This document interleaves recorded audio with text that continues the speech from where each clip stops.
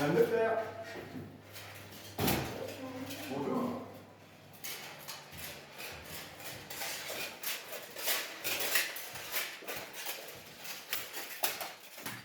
Le nombre d'agressions sur des soignants augmente d'année en année, dans l'indifférence la plus totale de la part du législateur. Suite à un cas d'agression d'un médecin généraliste en Haute-Marne, un médecin de Chaumont a décidé d'agir. Donc après une agression d'un médecin sur Chaumont, je me suis rendu compte que ce genre de choses n'arrivait pas que dans les grandes villes et du coup j'ai pris peur et j'ai tout de suite commandé une armure pour me protéger. Je me suis dit que beaucoup de métiers se protégeaient au quotidien au travail, le corps médical devait dorénavant plus faire exception.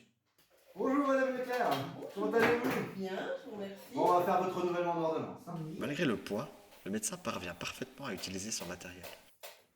Ça surprend au début, mais on s'y fait. Par contre, les gants, c'est un peu froid quand même. Hein. Ce cabinet médical avait déjà été victime d'une agression l'année dernière lorsqu'un homme avait lancé une grosse pierre sur la fenêtre de la salle de repos. Bien que non conventionnel, le personnel du cabinet apprécie la nouvelle tenue professionnelle de ce médecin. Depuis que Thierry est en armure, je me sens plus sereine. Et dès qu'il y a un patient qui s'excite, au moins, il peut appliquer rapidement. Parmi les médecins, ce sont bien les généralistes qui sont les plus touchés, mais les autres professionnels de santé hospitaliers, notamment aux urgences, sont très loin d'être épargnés. Je pense qu'il est temps de briser le tabou sur la sécurité des soignants. J'invite mes collègues à se protéger au quotidien.